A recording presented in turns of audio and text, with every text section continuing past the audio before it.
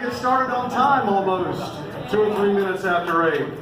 Thank you for being here. Thank you so much. My name is David Joe Miller, and I produce word shows here in Asheville and in Jonesboro, Tennessee as well. Word shows are spoken word shows, storytelling, poetry, a combination of stories and poetry sometimes. And Trade and Lore is one of our venues. So we welcome you here tonight. Make yourself comfortable. They have a wide array of beverages available there at the bar and some snacks. And be sure and be kind to your Batista there, your barista, your barista and your bartender. He'll take good care of you.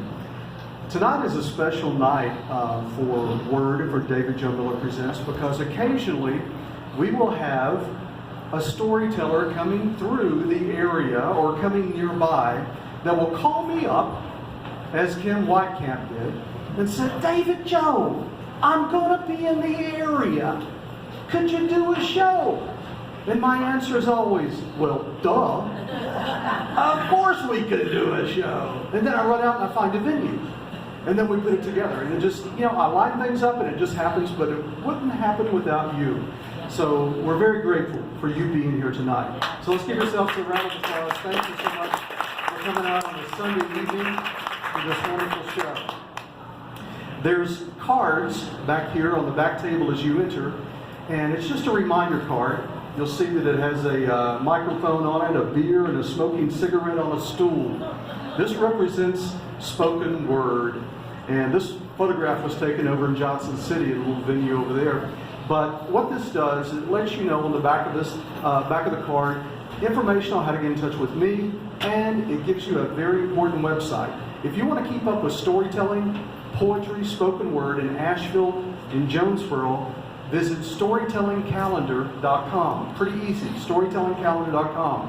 This is a free website for spoken word artists that I created, and it's not only my events, it's other spoken word, storytelling, and poetry as well. All I have to do is contact me, and I put them on the calendar. It's a very simple website.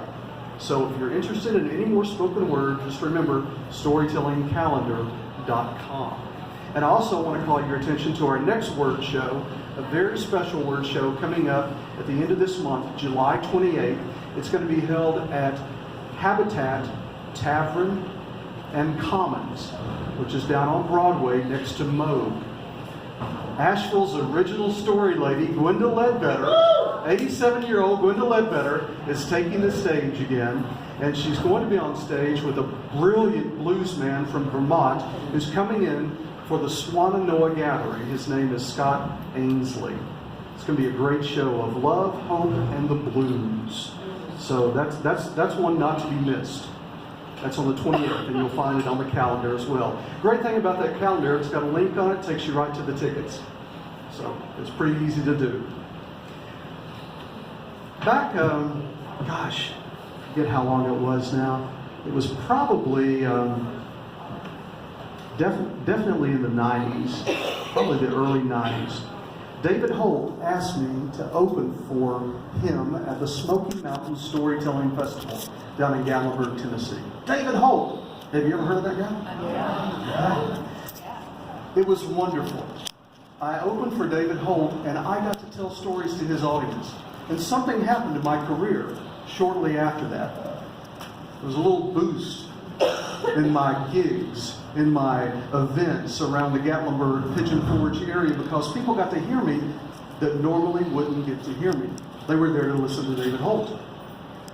So ever since then, I've been paying it forward. And when we have an internationally known storyteller coming through, I like to hire a regional or local storyteller to open for them as well. The Asheville Storytelling Circle is a wonderful organization to be involved in.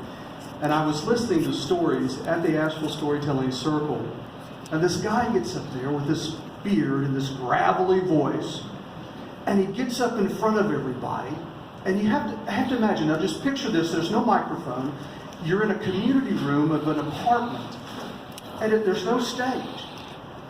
He walks right up there like he'd known me for 30 years. And starts telling me a story, so comfortable, so at ease. And I thought, damn, this guy's pretty good. heard him that time, really enjoyed his story, told him about it.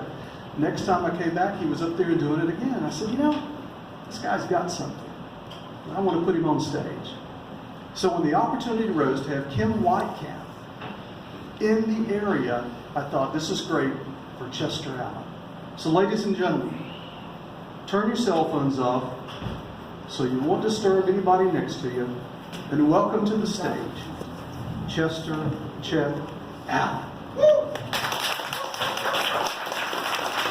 Down that dirt road once a day, because I was on the end of the route. No use in him coming down there till I'm going back. I didn't mail anything.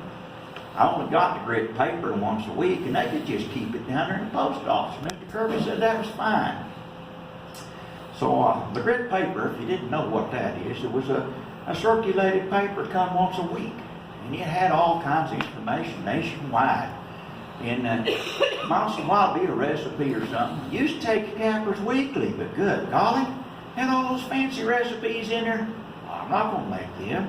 That's too much work. So I just dropped that. And I like the grit paper. Well, I'd go down there and see Mr. Kirby and get my grit paper and get the donkey feed, go to the general store, and come back home.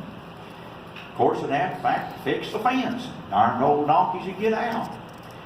I got to laying there one night, back hurt, not knowing what I was going to do. Here again, real late. It was about 8 o'clock one night. It was real late. I couldn't sleep. So I got up and I lit the old coal oil lamp going to read the paper. I turned the whole thing went to spluttering and burning black. And you ever tried to trim a wick on one of those in the dark? It ain't easy. I got it lit, trimmed up and lit. Oh my, bright. Laid the grit paper down. The first thing I saw was an advertisement about Doan's Pills. Helps with backaches. Well, that's what I needed.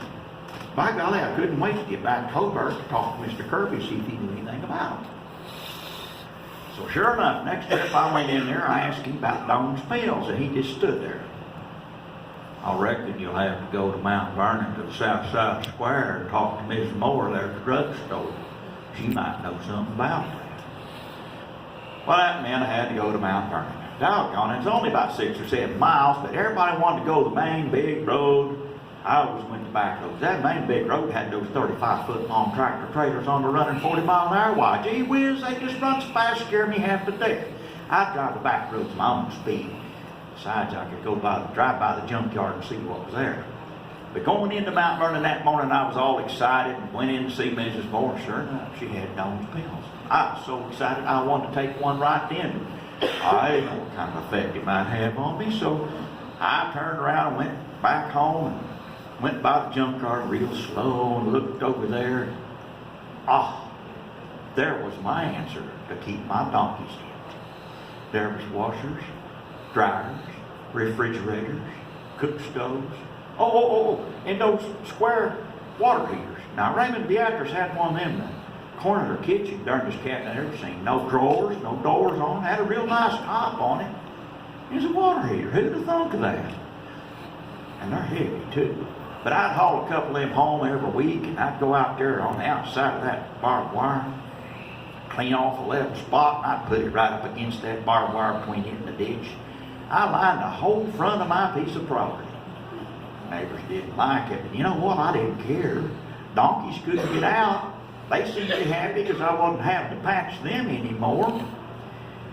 Well, that allowed me time to get in the old Ford truck and go down to Verona. It's about 6 or 7 miles the other way. And I'd go down there and see old Lefty at Youngberg Supply. That old windbag and I went to school together. Couldn't stand to see him but about twice a year. He said he told the truth 9 different ways, but before he told a lie, but he never knew what the truth was. So I'd go down there to see what kind of a tall tale he could tell this time, see if I could out-tell him. But I couldn't do it but about twice a year. But that gave me freedom to go, and I'd walk down to Raymond and Beatrice about supper time. You know, it's kind of convenient for me, because if they asked me to stay for supper, why, I couldn't disappoint them. I was more than obliged to stay for supper. She was a good cook. Might have some of those fancy desserts, too. Too much for me to make, just too much trouble. So then I could sit around and I could read. I didn't have to patch fence anymore. That was a plus. So I could read the grit paper without having to fool with that old coal oil lamp. I could go to bed without having a backache because I know the bills were working. Well, lo and behold, I found out that the grit paper had more in there than what I thought. Sitting under that old shade tree reading along there, and the ranchers out west all had big old signs above their gates. The name of their ranch. So I worked on that for about 2 months. Yeah, I can make one of them. Took about a month to figure out how to put it up there by myself. And I decided, that I was pretty proud of that. And I backed off over there in the ditch, looked up at that, and there was the name of my ranch. Aaron Wilson Farms, home of the Happy Asses. Thank you, folks.